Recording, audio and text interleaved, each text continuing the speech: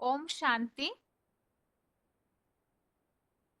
भगवत गीता श्लोक क्लास में आज का श्लोक है 11वें अध्याय का 47वां श्लोक, अध्याय 11 का श्लोक नंबर 47। श्लोक है,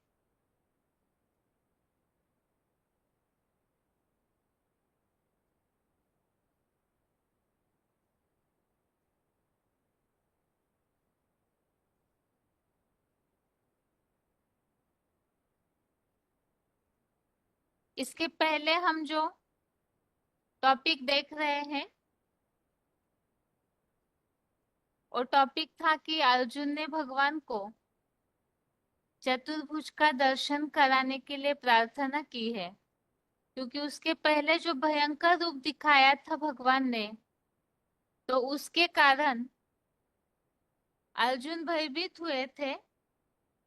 इसीलिए उन्होंने विराट रूप का सुमधुर सौम्य रूप दिखाने के लिए कहा है।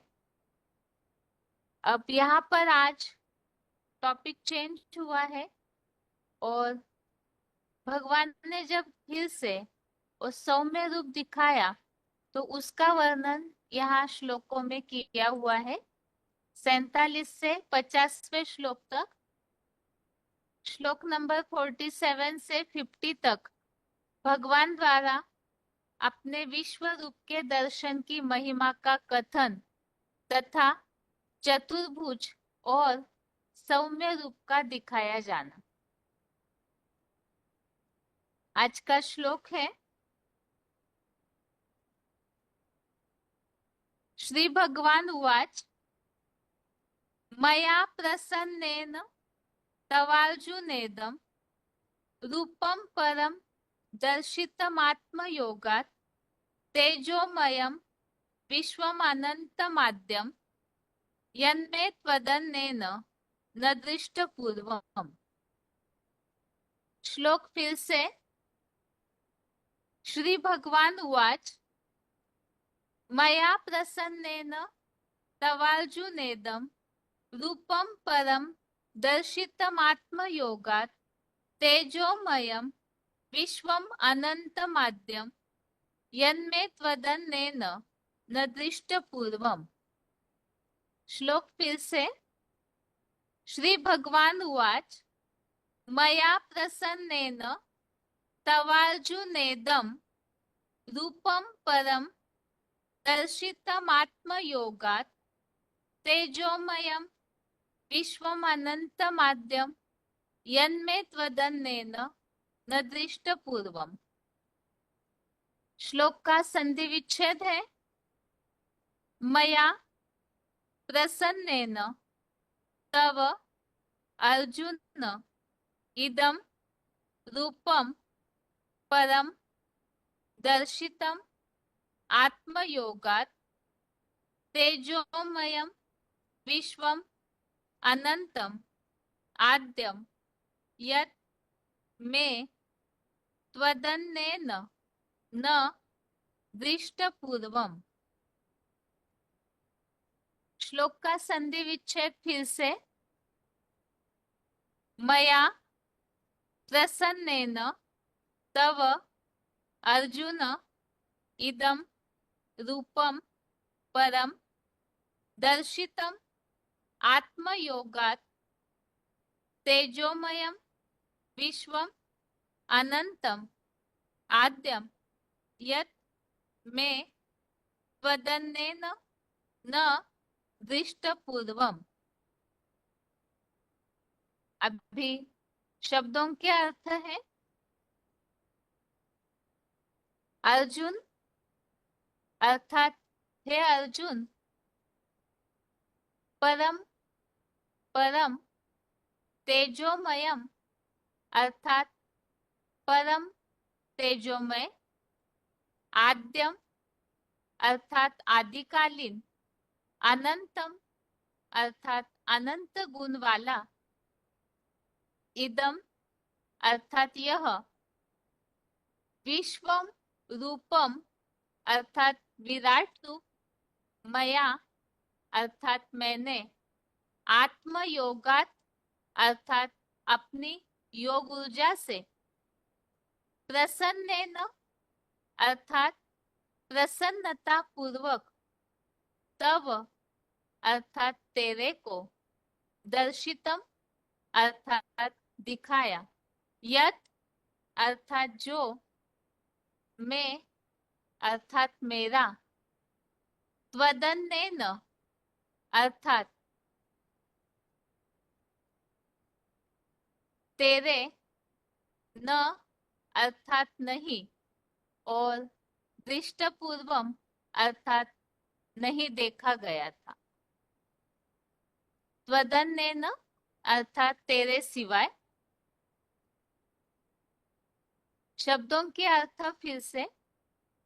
अर्जुन अर्थात हे अर्जुन, परम तेजोमयम अर्थात परम तेजोमय, आद्यम अर्थात आदिकालीन, अनंतम अर्थात अनंत गुण वाला, इदम अर्थात यह, विश्वम रूपम अर्थात विराट रूप, मया अर्थात मैंने, आत्मयोगात अर्थात अपनी योग ऊर्जा से, प्रसन्नेन अर्थात प्रसन्नता पूर्वक, तव अर्थात तेरे को, दर्शितम अर्थात दिखाया, यत अर्थात जो, मैं अर्थात मेरा, त्वदन्येन,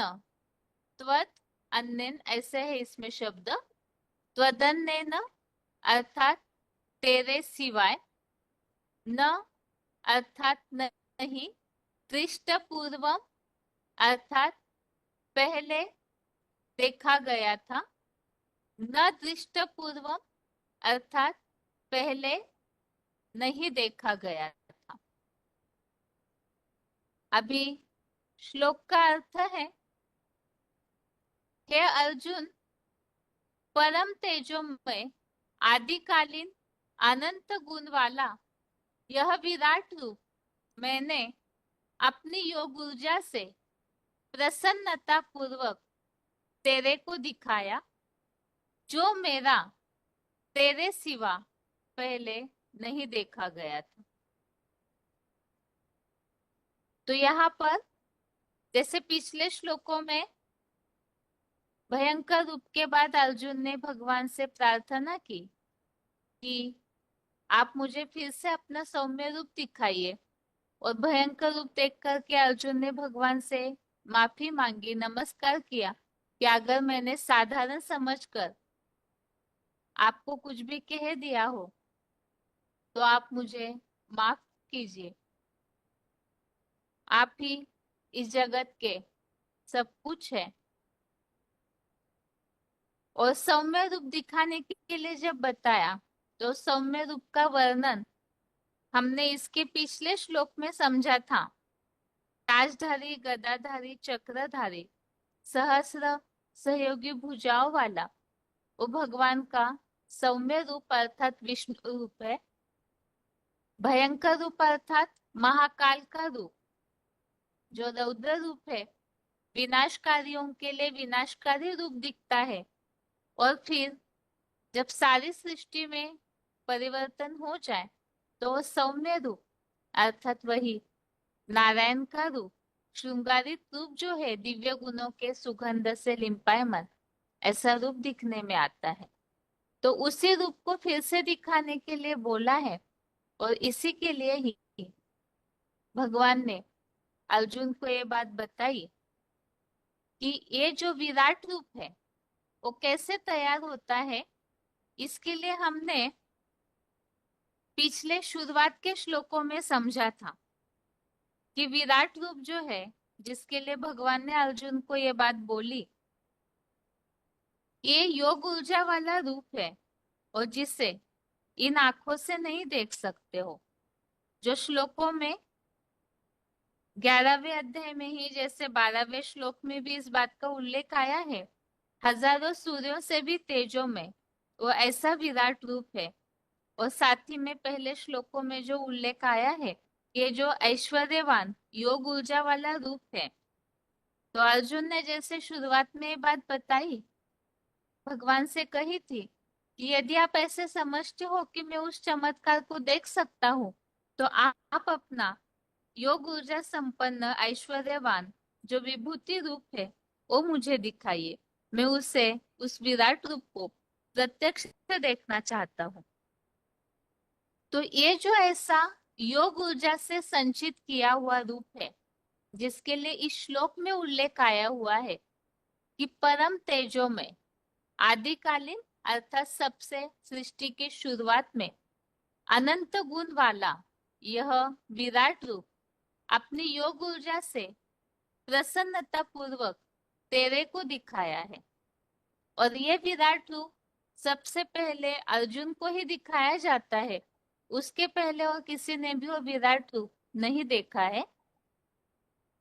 इसी श्लोक संबंधित क्लैरिफिकेशन सहित अर्थ है, हे अर्जुन, परम तेजो में पुरुषोत्तम संगम युग का आदिकालीन अनंत गुण वाला यह विराट रूप मैंने तेरे जैसी संतान के लिए कल्प कल्प में संचित अपनी योग ऊर्जा से कार्य सिद्धि में प्रसन्नता पूर्वक तेरे को तीसरे बुद्धि नेत्र से दिखाया, जो दुनिया में कभी भी मेरा यह इस प्रकार विराट रूप तेरे वर्तमान तामसी पतित रूप के सिवा पहले नहीं देखा गया था। तो इस श्लोक में ये बात बताई है, सबसे पहले तो विराट रूप की महानता बताई है कि ये परम तेजो में पुरुषोत्तम संगम युग का आदिकालीन अनंत गुण वाला विराट रूप है। और ये कैसे तैयार होता है? विराट रूप पूरी तरह से तेजो में जो रूप है, वो तेज आता कहाँ से है उसके लिए बताया, तेरे जैसी संतान अर्थात अर्जुन के लिए कल्प कल्प में संचित अपनी योग ऊर्जा से, योग ऊर्जा याद की जो पावर है उससे ये विराट रूप योग ऊर्जा का अर्थात पूरी तरह से तेज और कार्य सिद्धि में प्रसन्नता पूर्वक तेरे को तीसरे बुद्धि नेत्र से दिखाया है। नई दुनिया की स्थापना के लिए, ये कार्य सिद्धि के लिए ये विराट रूप दिखाया है। और जो दुनिया में कभी भी ऐसा यह विराट रूप तेरे अर्थात अर्जुन के वर्तमान तामसी पतित रूप के सिवाय पहले नहीं देखा गया था। तो सबसे पहले तो शास्त्रों में भी इस बात के लिए, जैसे महाभारत कथाओं में वगैरह ये बात लिखी हुई है कि अर्जुन को विशेष करके इतनी बड़ी युद्ध भूमि में सबसे पहले अर्जुन ने उस विराट रूप को देखा। तो ये विराट रूप अर्जुन को पहले दिखाया जाता है और वो कल्प कल्प की योग ऊर्जा से संचित किया हुआ रूप है, जो कार्य की सिद्धि के लिए अर्जुन को तीसरे नेत्र से दिखाया जाता है। ये तो श्लोक का अर्थ है। इसमें जो हमने बातें समझी, एक तो परम तेजो में आदिकालीन अनंत गुण वाला विराट रूप है और कल्प कल्प की योग ऊर्जा से संचित किया हुआ रूप है, जो अर्जुन के अलावा और पहले कभी किसी ने नहीं देखा है। अभी इसी संबंधित आगे पॉइंट सुनते हैं, लेकिन उसके पहले उच्चारण। श्री भगवान उवाच।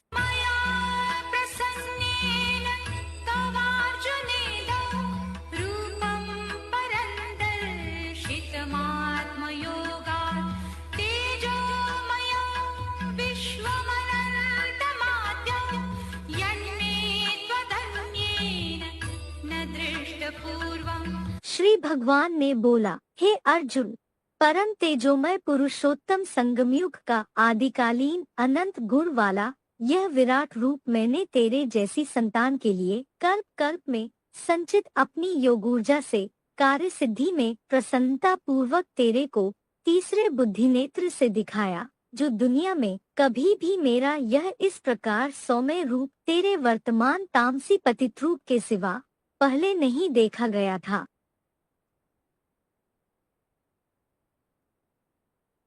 श्री भगवान उवाच।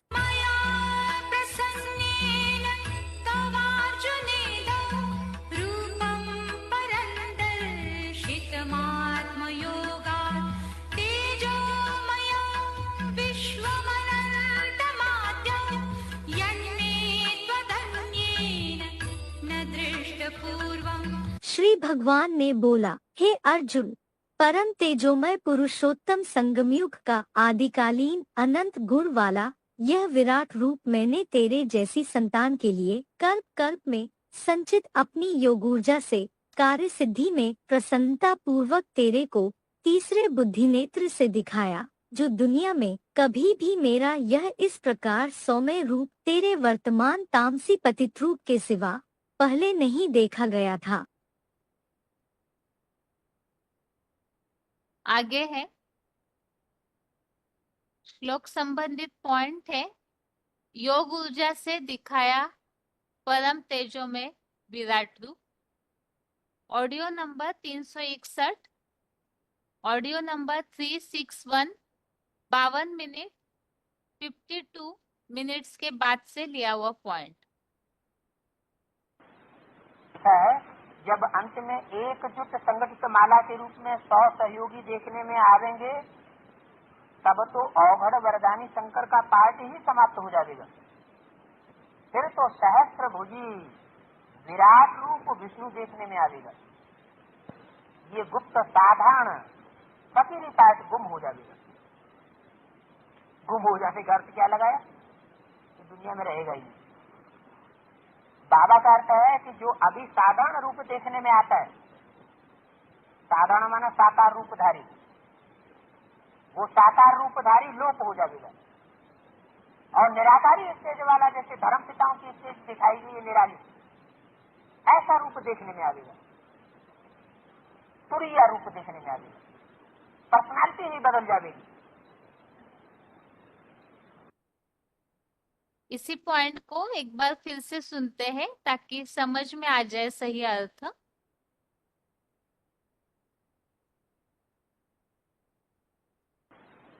है जब अंत में एकजुट संगठित माला के रूप में 100 सहयोगी देखने में आवेंगे, तब तो अवघड़ वरदानी शंकर का पाठ ही समाप्त हो जाएगा।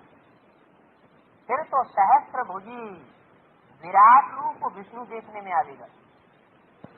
ये गुप्त साधारण फकीरी पाठ गुम हो जाएगा।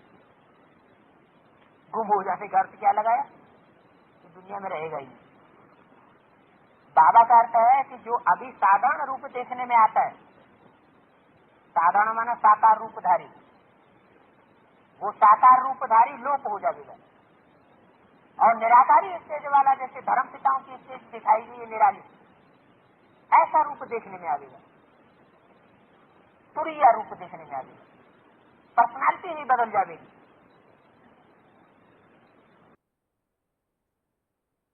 अगला पॉइंट है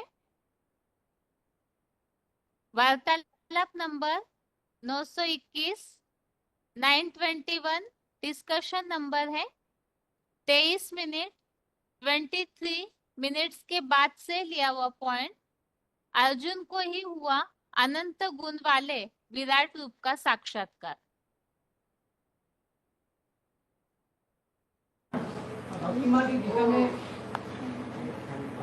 भगवान का जो कैरेक्टर है उसको अर्जुन को कंट्रोल कर रखा है। भक्ति माँ की जो गीता है, भगवान का कैरेक्टर पुरस्मान दिखाया गया है अर्जुन का। और यहाँ देह में शिव बाप अर्जुन को कंट्रोल करता है।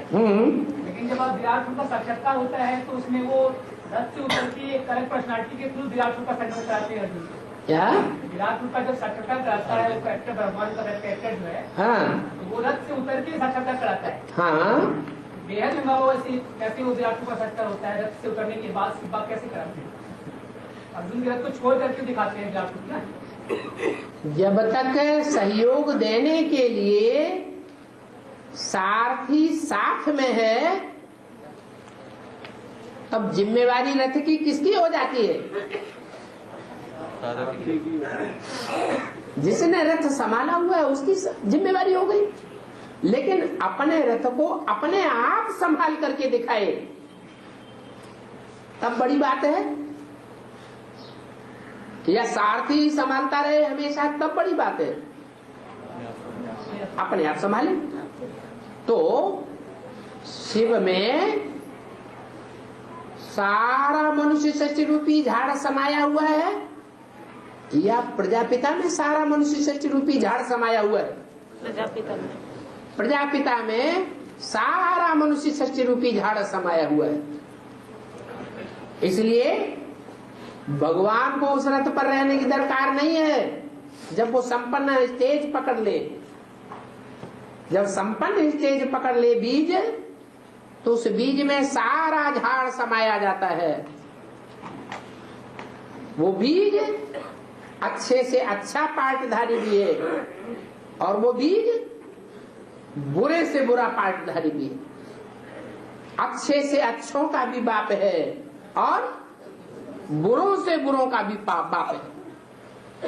इसलिए विराट रूप में जानवर भी दिखाए गए हैं, देवताएं भी दिखाए गए हैं, राक्षस भी दिखाए गए हैं, जैसे कि सारी दुनिया उस विराट रूप में समाई हुई है। बाकी ऐसे नहीं है कि मनुष्य कोई जानवर बनते हैं, नहीं, मनुष्य जानवरों जैसा पार्ट बजाते हैं। लेकिन वो साक्षात्कार अर्जुन भी देखता है ना बाबा, दो पर्सनालिटी बाबा यहाँ। जिस आत्मा का पार्ट है वो खुद नहीं देखेगा।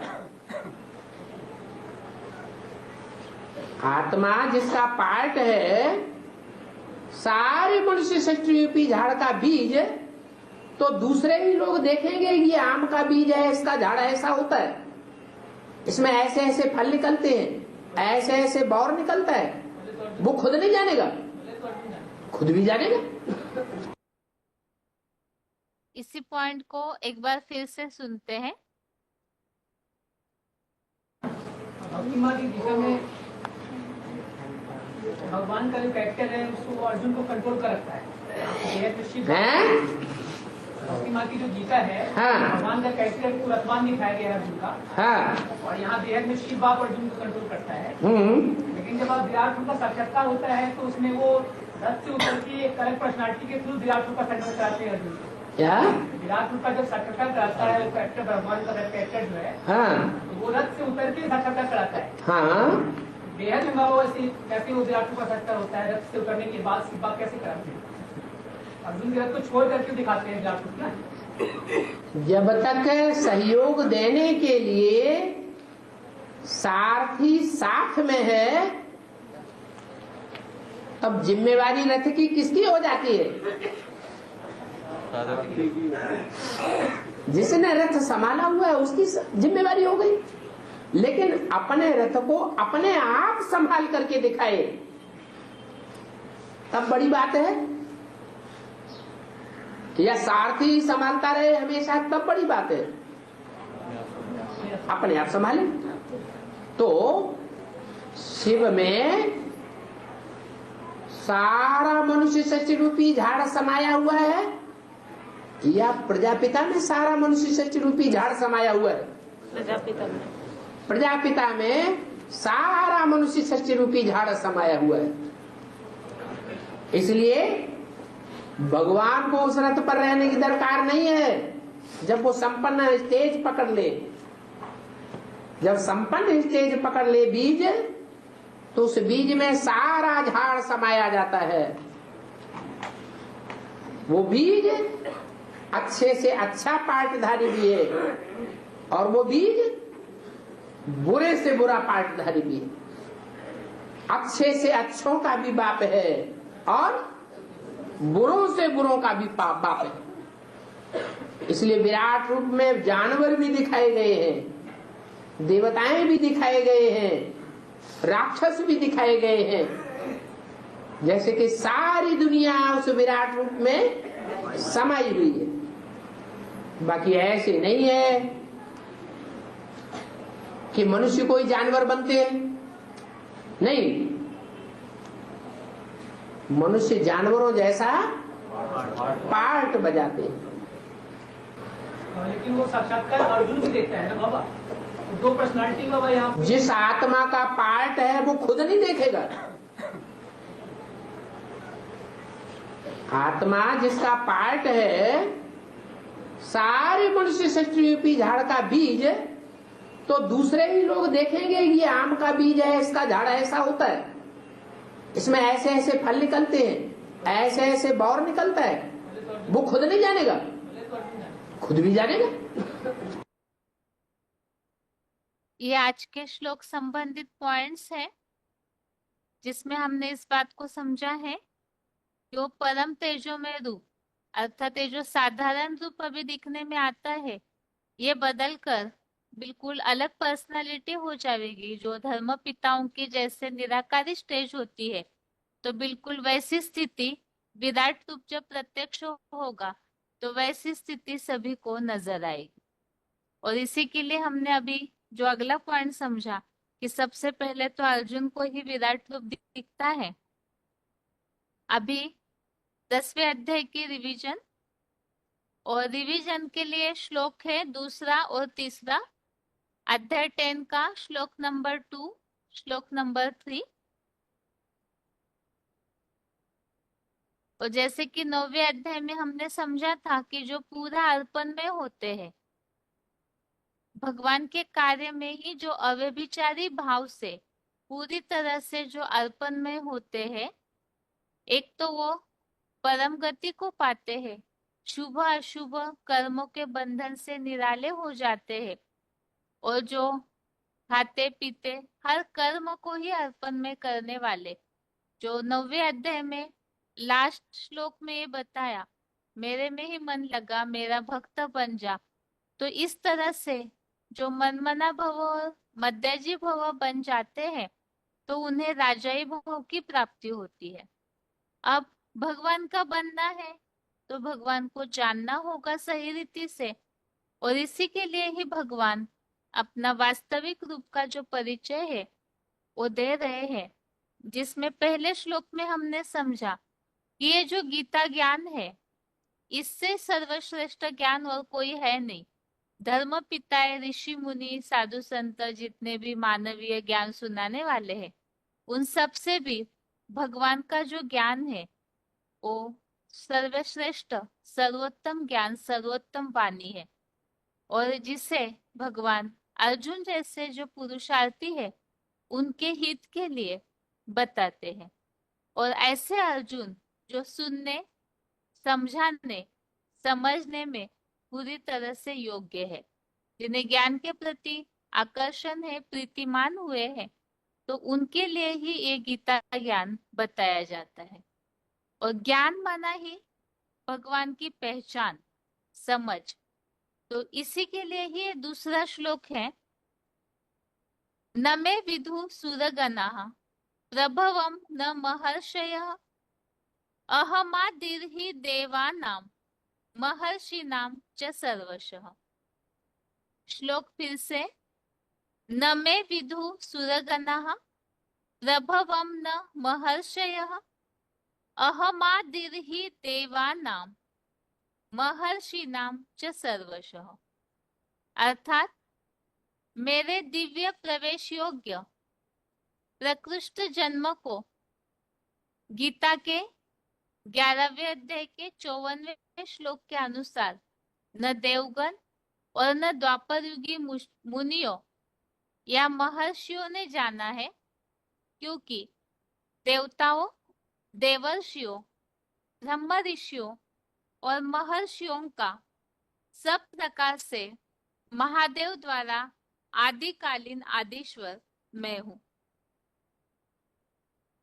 तो इस श्लोक में इस बात को बताया है कि भगवान जो सृष्टि पर कार्य करते हैं, तो वो उनका दिव्य जन्म है।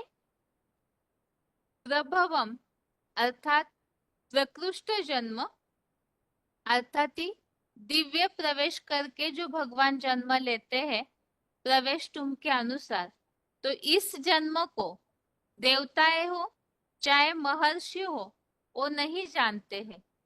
क्यों नहीं जान पाते हैं?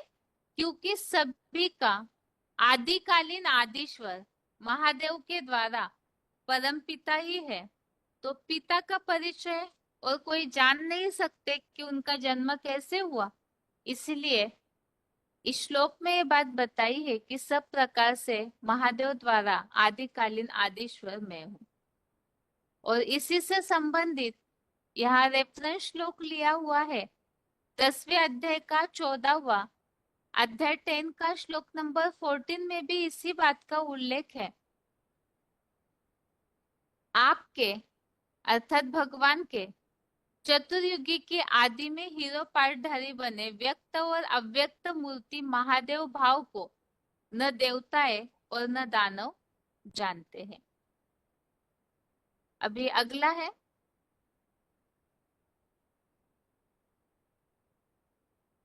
10वें अध्याय का 32 अध्याय 10 का श्लोक नंबर 32।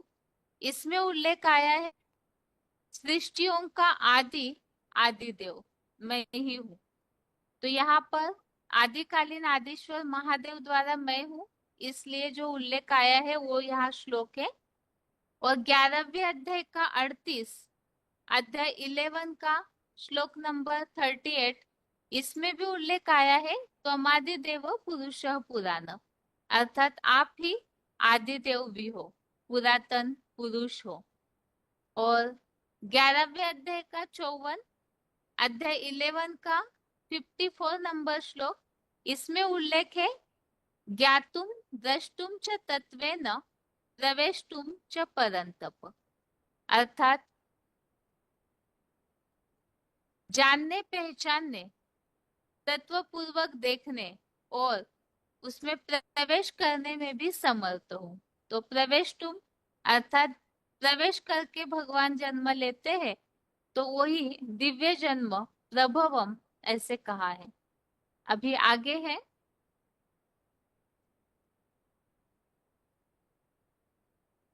इस श्लोक संबंधित पॉइंट है वार्तालाप number 1748, discussion number 1748, 40 minute 40 minutes के बाद से लिया हुआ पॉइंट है।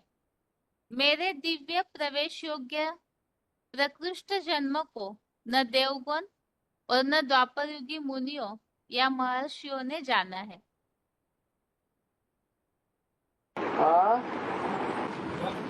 गीता में बाबा मेरे उत्कृष्ट जन्म ना सभी देवागण और ना द्वापर के महापुरुषों जानते हैं।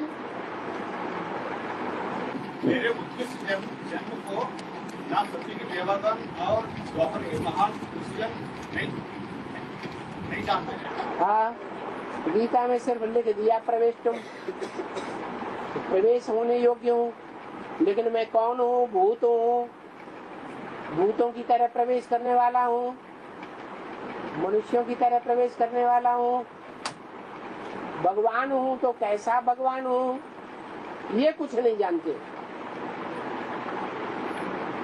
तो लिख दिया गीता में प्रवेश तुम, प्रवेश करने योग्य हूँ, तो भी किस लिए ये नहीं जानते, किस में प्रवेश करता हूँ ये भी नहीं जानते। आगे है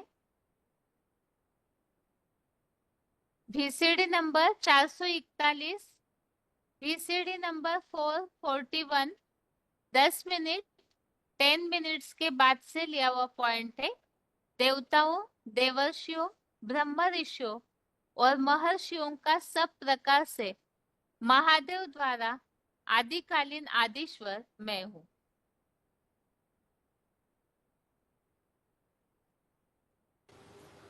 सुप्रीम सोल बाप आते हैं, जिस तन में बाप बनकर संसार के सामने प्रत्यक्ष होते हैं, बाप का प्रत्यक्षता वर्ष मनाया जाता है सन 76 से।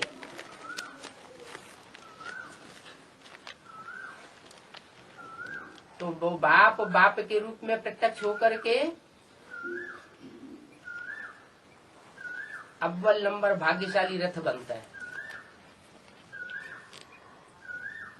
रथ उसे भाग्यशाली कहेंगे जो रथ इसी जीवन में अपनी सफलता को प्राप्त करके संसार को सफल बना दे।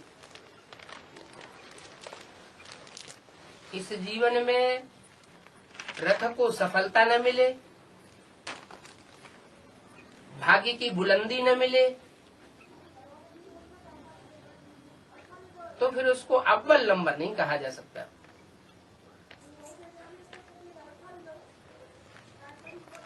ब्रह्मा के लिए भी कहेंगे, दादा लेखराज के लिए, ये सुप्रीम सोल बाप ने उनमें प्रवेश किया, लेकिन द्वयम नंबर में प्रवेश किया या पहले नंबर में प्रवेश किया। तो ब्रह्मा को ब्रह्मा के रूप में प्रत्यक्ष होने में सन 36 से लेकर के 2051-52 तक का जो पीरियड लगा, वो दूसरा रथ साबित होता है। पहला रथ वो साबित होता है जो ब्रह्मा दादा लेखराज के साक्षात्कारों को भी क्लैरिफिकेशन दे देते हैं, ज्ञान का बीजारोपण कर देते हैं ब्रह्मा की बुद्धि रूपी धरणी में और उन माताओं की बुद्धि रूपी धरणी में भी, जो यज्ञ के आदि में मौजूद थे। तो पहला रथ यज्ञ के आदि वाला, और वो ही फिर दोबारा जन्म लेकर के प्रत्यक्ष होता है सन 76 में।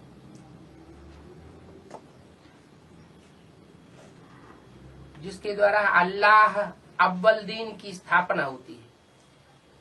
दुनिया का अव्वल नंबर धर्म आदि सनातन देवी देवता धर्म आदि है, सनातन है, माना पुराना है। तो यज्ञ में भी उसका फाउंडेशन डालने वाला सबसे पुराना होना चाहिए। आदि में भी पुराना है, मध्य में भी पुराना है, और अंत में जब फाइनली आदि सनातन देवी देवता धर्म की स्थापना का कार्य संपन्न होता है, तो भी वो पुराने के पुराने रथ के रूप में उसका गायन संसार में हो जाता है। इसलिए दुनिया के बड़े बड़े जो देश है पुराने पुराने, ग्रीस, मेसोपोटामिया, सिंध, हड़प्पा, उनकी खुदाइयों में सबसे ज्यादा मूर्तियां शंकर की मिली। जैनी लोग उस नग्न मूर्ति को कहते हैं तीर्थंकर। पुरानी नग्न मूर्तियां, शंकर की मूर्तियां,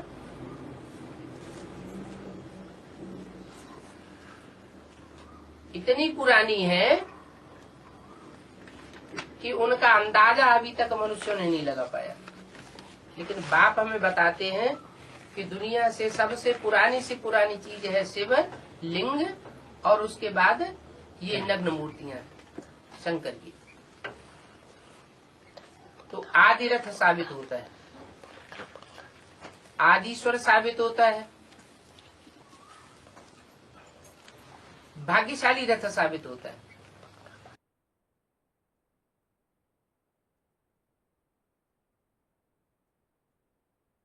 आगे है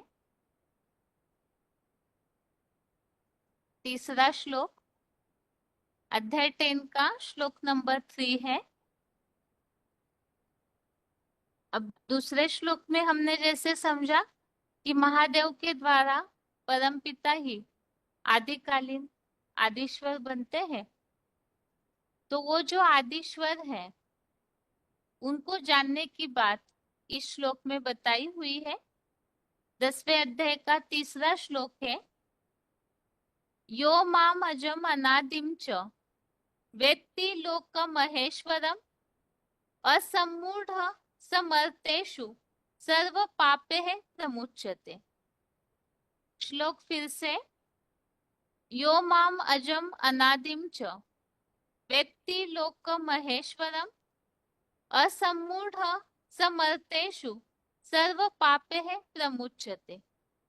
अर्थात जो मुझ शिव बाबा को अजन्मा, अगर्भा, अनादि और सुख, दुख व शांति धाम, त्रिलोकी का महान शासक, सर्वशक्तिवान, अव्यक्त मूर्ति रूप जानता है, वह मनुष्यों में संपूर्ण मोह रहित हुआ सब पापों से भली भांति आधा कल्प संपूर्ण दुखों से मुक्त हो जाता है। तो इस श्लोक में बताया है वास्तव में परम पिता तो अजन्मा है और अनादि है। तो परम पिता के इस बात को, इस विशेषता को जो जानते हैं, वो सुख, दुख और शांति धाम तीनों लोकों के महान शासक को जो अव्यक्त मूर्ति रूप बन जाते हैं, तो उन्हें ही जानते हैं, वो सब पापों से मुक्त हो जाते हैं, वो भी आधा कल्प के लिए। तो यहाँ मूल बात तो है भगवान को जानना, क्योंकि पहले ही हमने समझा है भगवान को जान के उनको याद करेंगे, उनमें मन लगाएंगे तो ही प्राप्ति होती है, वो भी राजाई भाव की प्राप्ति। तो यथार्थ रीति से जानना जरूरी है, और जिसके लिए ये श्लोक बताया है कि वो अजन्मा और अनादि है, लेकिन साथ में वो तीनों लोकों के शासक भी है। तो इस रूप को जानने की बात है जिससे पाप मुक्त होते हैं। इसी संबंधित यहाँ रेफरेंस श्लोक लिए है चौथे अध्याय का 6वां अध्याय 4 का श्लोक नंबर 6। इस श्लोक में उल्लेख आया हुआ है अजन्मा होते हुए भी प्राणियों का श्रेष्ठतम और अहिंसक शासनकर्ता होते भी। तो दो बातें, अजन्मा है भगवान, प्रवेश योग्य है और गर्भ से जन्म नहीं लेते हैं, और साथ ही में प्राणियों का श्रेष्ठतम अहिंसक शासन करता है। और 10वें अध्याय का 12वां अध्याय 10 का श्लोक नंबर 12, इसमें भी उल्लेख आया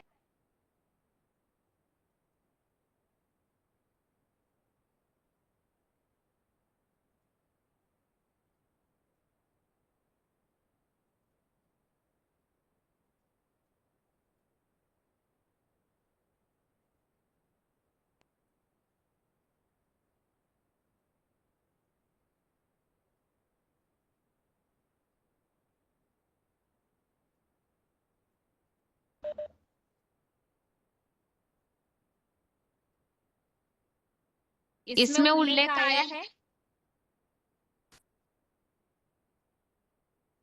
कभी लोप न होने वाले शाश्वत दिव्य पुरुष है, विशेष रूपों में व्यक्त होते हैं।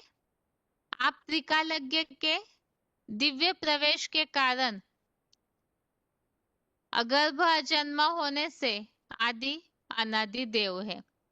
आगे है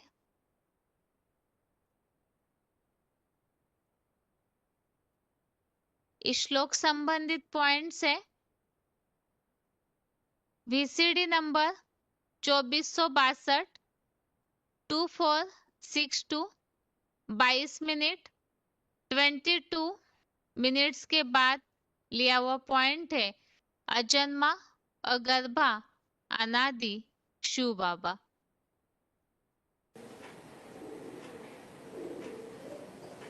प्रकृति स्वाम अवस्थम्य, गीता में बोला ना,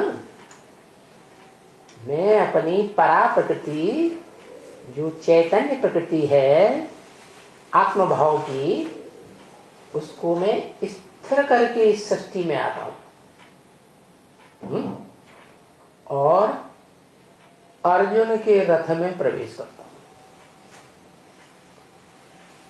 क्या? जिस अर्जुन को टाइटल दिया पार्थ, पार्थ माने पृथ्वी का राजा, क्या सारी पृथ्वी का राजा माने विश्वनाथ। कौन हुआ? शंकर। तो वो मूर्तिमान इस सृष्टि में जिसका पहला नाम है, जब मैं आता हूं तो सृष्टि में उसको जो भी भारतीय मनुष्य मात्र हैं वो पहचानते हैं कि वो सृष्टि का आदि पुरुष है शंकर।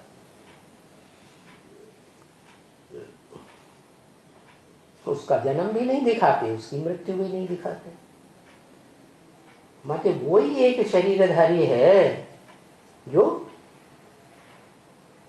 अजन्मा है, गर्भ से जन्म नहीं लेता। और सृष्टि रूपी रंगमंच पर पूरा 5000 वर्ष शरीर से पार्ट बजाता है। अगला पॉइंट है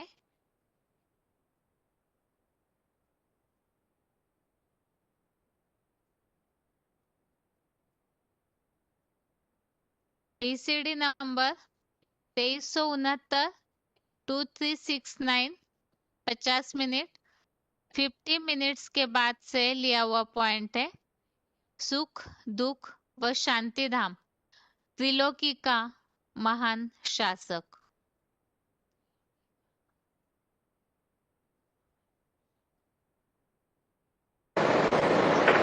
मैं सिर्फ ब्रह्मांड का मालिक हूं।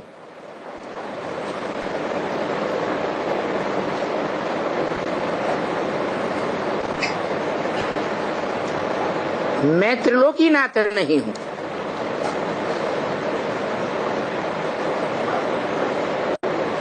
तो जिन बच्चों का तीनों लोकों पर नंबरवार आधिपत्य रहता है, कौन से 3 लोक? शांतिधाम, सुखधाम और दुखधाम।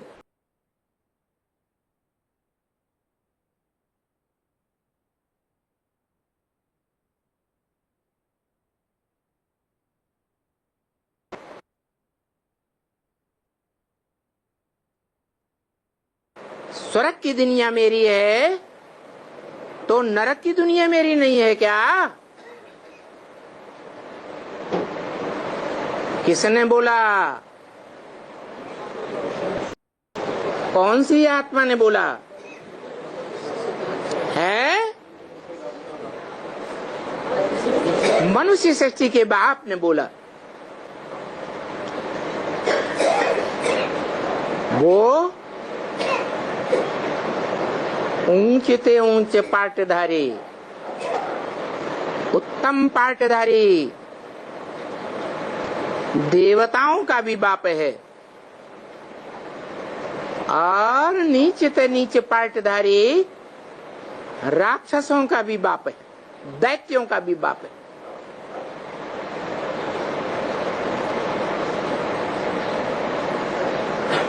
अच्छाई में भी बाप है और बुराई में भी बाप है। सारी मनुष्य सृष्टि का बीज एक ही है। सुखधाम का भी बीज रूप बाप है और दुखधाम का भी बीज रूप बाप है। उस एक का गायन है।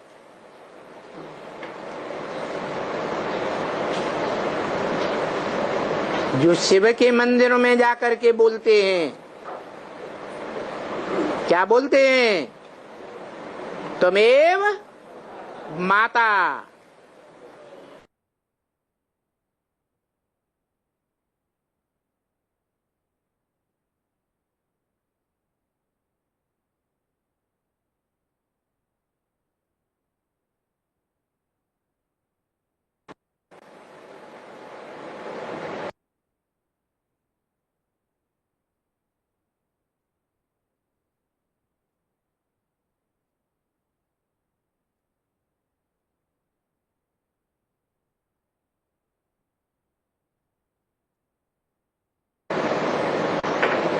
मैं सिर्फ ब्रह्मांड का मालिक हूं।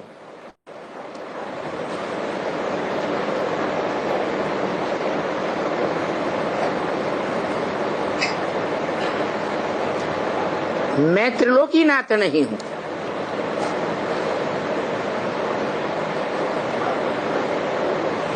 तो जिन बच्चों का तीनों लोकों पर नंबरवार आधिपत्य रहता है, कौन से 3 लोक? शांतिधाम, सुखधाम और दुखधाम। जो बोला स्वर्ग की दुनिया मेरी है तो नरक की दुनिया मेरी नहीं है क्या? किसने बोला? कौन सी आत्मा ने बोला है? मनुष्य सृष्टि के बाप ने बोला। वो ऊंचे ऊंचे पाटधारी, उत्तम पाटधारी देवताओं का भी बाप है और नीचे से नीचे पाटधारी राक्षसों का भी बाप है, दैत्यों का भी बाप है।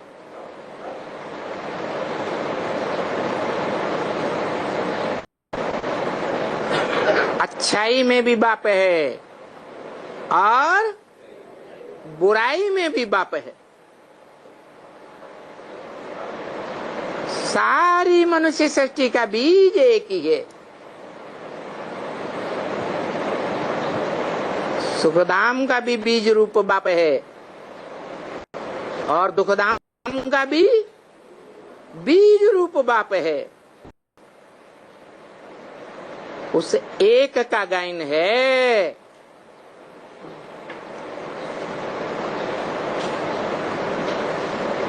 जो शिव के मंदिरों में जाकर के बोलते हैं,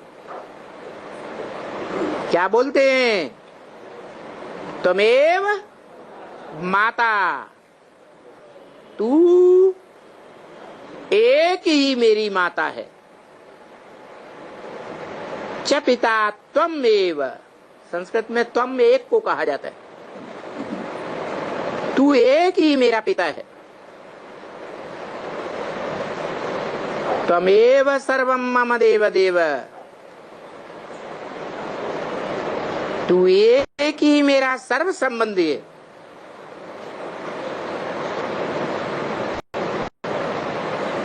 अब बताओ,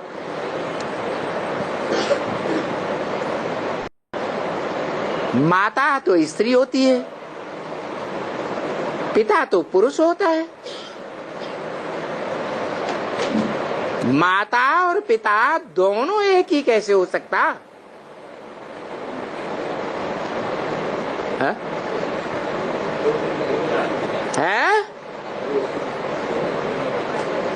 अगर नहीं हो सकता तो भक्ति मार्ग में और शास्त्रों में ये गायन क्यों है?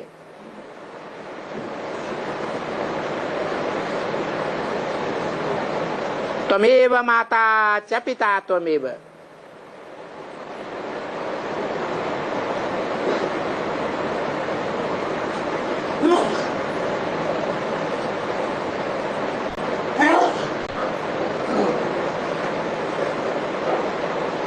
दुनिया में खुदाइयां हुई,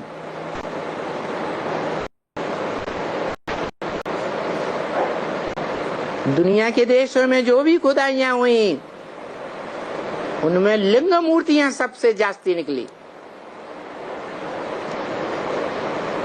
और भारत के तो गांव शहर शहर में शिवलिंग की यादगार मंदिर बने हुए हैं।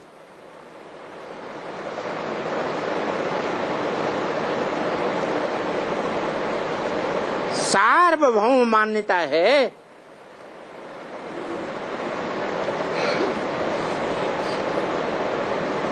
जहां भी पुराने पुराने मंदिर हैं शिव बाबा के, वहां बीच में शिवलिंग और चारों ओर देवताओं की मूर्तियां रखी हुई हैं।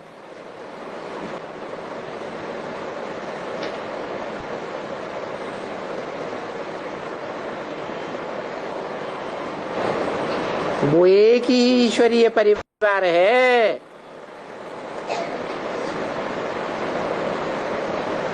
जिस परिवार में एक की ही मान्यता है।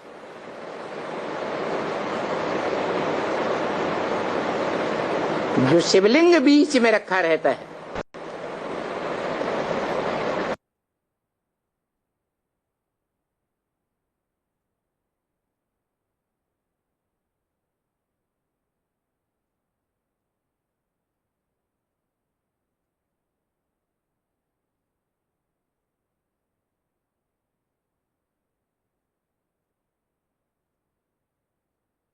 अगला पॉइंट है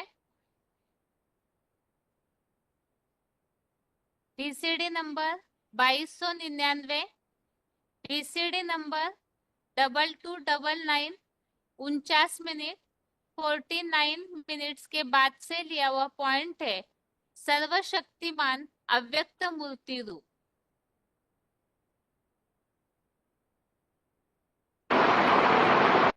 तो गायन भी एक का होना चाहिए। साकार में आए हुए उस निराकार ही का ही सारा गायन है भक्ति मार्ग में।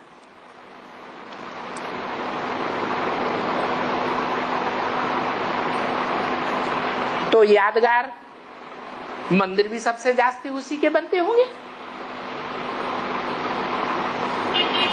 मूर्ति भी उसी की जास्ती सबसे जास्ती बनती होगी। वो कौन सी मूर्ति है? पूजी जाने वाली।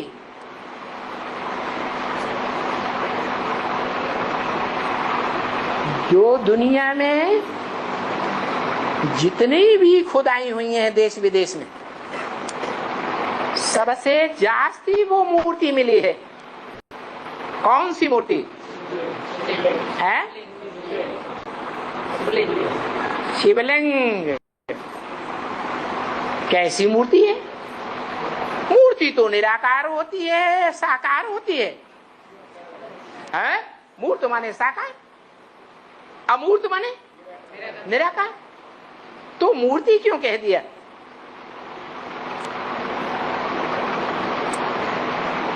गीता में आया है उस मूर्ति के लिए। ये सारा संसार उस अव्यक्त मूर्ति से विस्तार को पाया है। मूर्ति तो है लेकिन अव्यक्त मूर्ति है। उस मूर्ति में 10 इंद्रियां नहीं दिखाई देती हैं,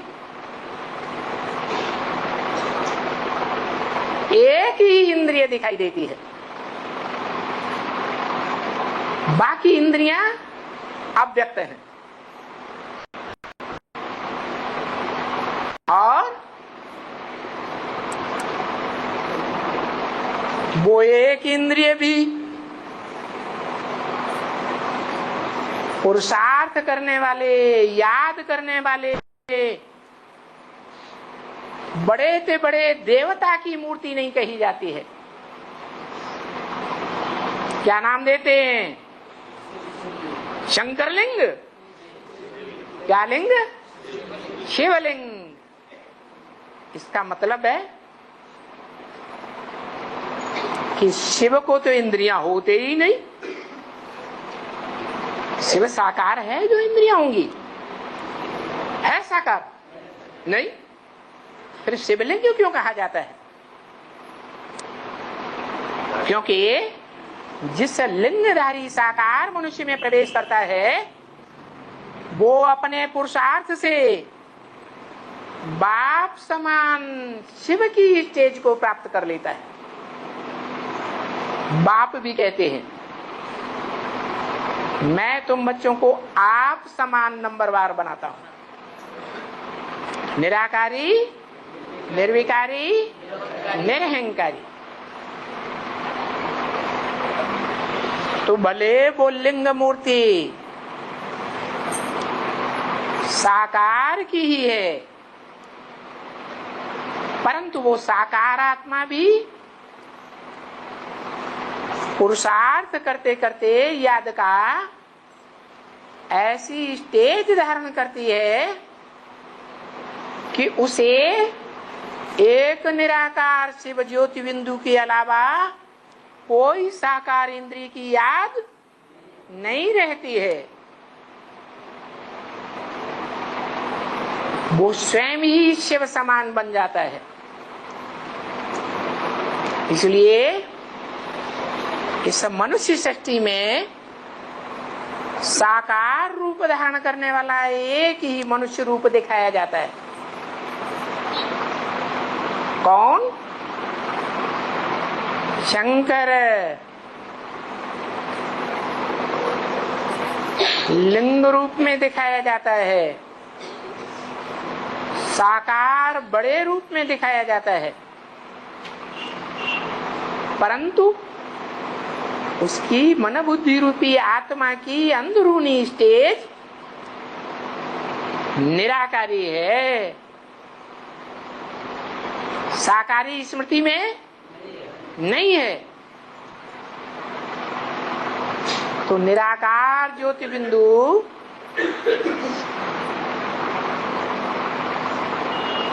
एक समान, 100% एक समान दो आत्माएं हो गई।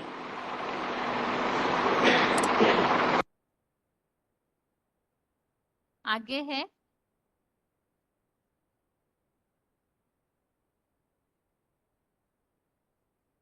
PCD नंबर 1493 1493 42 मिनट 42 मिनट्स के बाद से लिया हुआ पॉइंट है।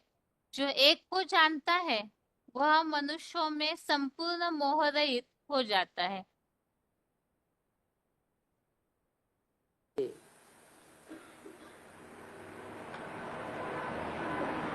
हीरे जैसा मिल गया, फिर और किसकी परवाह।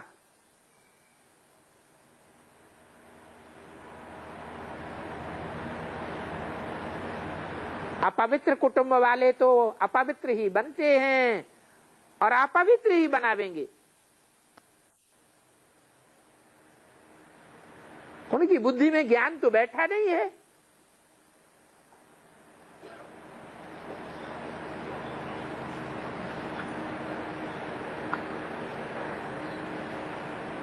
तो तुम्हें किसी की परवाह नहीं करनी चाहिए।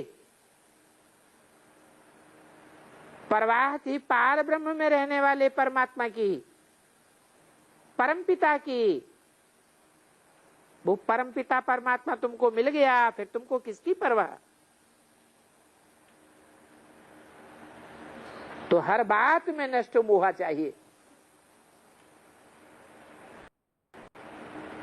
अपनी देह में नष्ट मोह,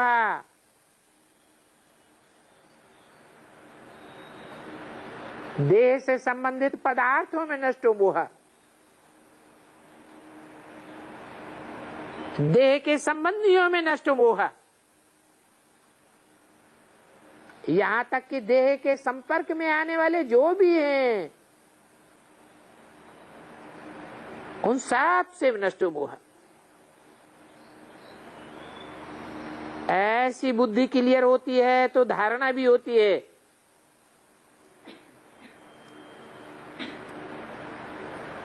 और मोह रूपी कीचड़ में बुद्धि फंसी हुई है तो बुद्धि में धारणा नहीं हो सकती।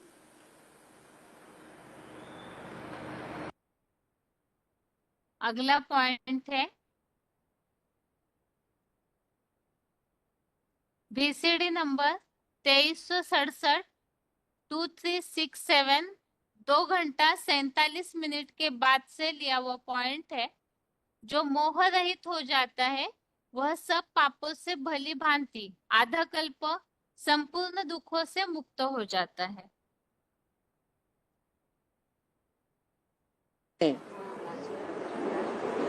जब नष्टो मोहा बनेंगे,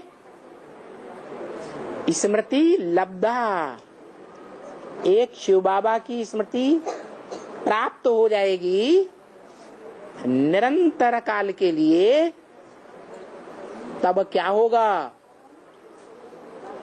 तब जब शिव बाबा को याद किया, शिव बाबा हाजरा हुजूर, क्या मेरे को तुम याद करो और मैं हाजिर हो जाता हूं। लेकिन किस रूप में याद करो? साकार में, निराकार रूप में याद करो, प्रैक्टिकल रूप में याद करो। प्रैक्टिकल माने जो शरीर के साथ प्रैक्टिकल करके दिखावे। ऐसे नहीं ज्योति बिंदु फुदक फुदक फुदक फुदक करके हमारे पास आ गया और हमने अनुभव कर लिया कि बाबा हमारे पास आ गया। ये प्रैक्टिकल अनुभूति है क्या? नहीं। तो बोला मुझे याद करो तो तुम्हारा विकर्म विनाश हो जाएगा। कर्म नहीं, विकर्म। जो विपरीत कर्म किए हैं मेरी श्रीमत के बरखिलाफ, वो पाप कर्म हैं, वो सब नष्ट हो जाएंगे और तुम मालिक बन जाएंगे।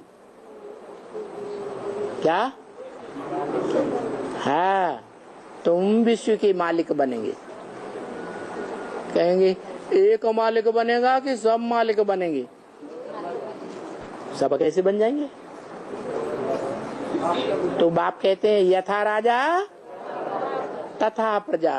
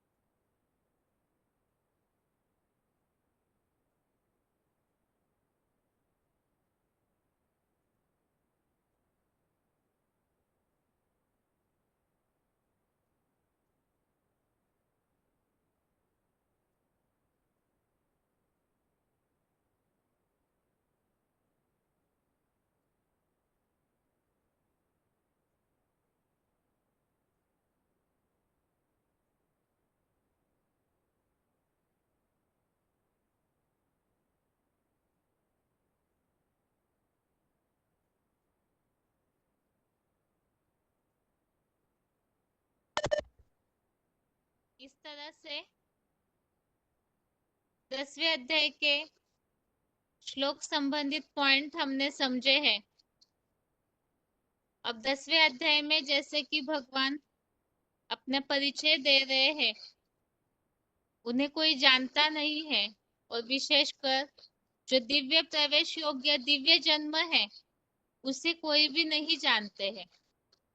जो इस बात को जानकर जो तीनों लोकों के महान शासक है उन्हें जानता है, उनका जो सर्वशक्तिवान अव्यक्त मूर्ति रूप है अर्थात परम पिता जिस तन द्वारा प्रत्यक्ष होते हैं, वो महादेव अव्यक्त मूर्ति का जो रूप स्थिति धारण करते हैं, उसे जो जानते हैं, तो ऐसे तीनों लोकों के महान शासक को जो जानता है वो पापों से भली भांति मुक्त हो जाता है।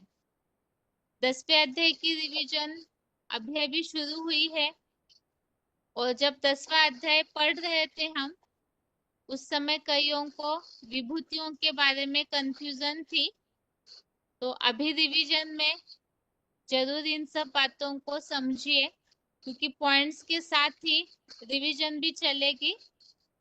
तो रिपीटेशन के कारण जिन्हें भी नहीं समझ में आया वो समझ में आ जाएगा, क्योंकि विभूतियों को समझेंगे तभी जो विश्व रूप है उन सारे श्लोकों को भी गहराई से समझ पाएंगे। अभी आज के श्लोक को एक बार फिर से रिवाइज करते हैं। 11वें अध्याय का 45, अध्याय 11 का 47।